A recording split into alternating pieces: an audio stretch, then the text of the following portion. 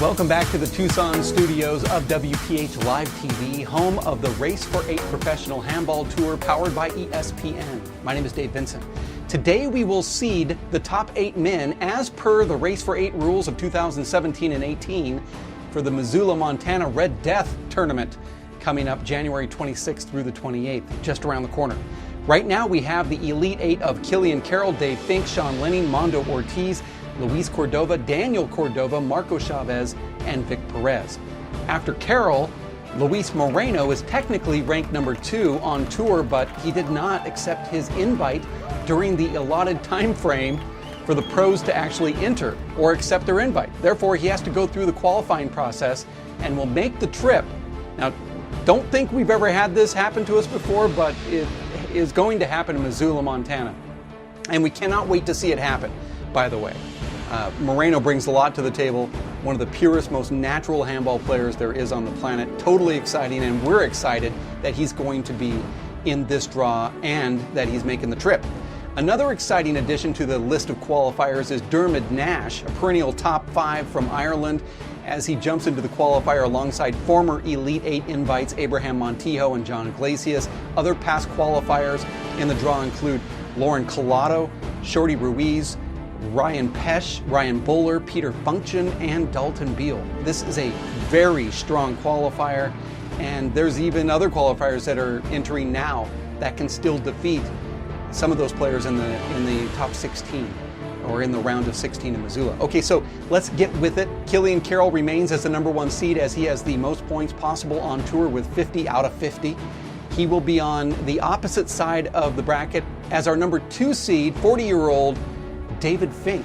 We will now flip a coin to determine who will be the number 3 seed. If it's heads, then Mondo Ortiz will jump from the number 4 spot in the rankings to number 3 in the seeds, and if it's tails, then Sean Lenning will remain, just like his ranking says, the number 3 seed. Here's the coin. Let's go ahead and flip it. Yep, it's heads. That means that Mondo Ortiz is going to jump up. Now, number 5 through the number 8 seeds will be determined by a pull of the name out of the hat, as we have some of the names here, and there are some conflicts. But if they take place, I'll just, address them at that time. But in the meantime, let's just go ahead and take our chances and jump right into it. The first name that we pull out of the hat will be the number 5 seed, and here it is.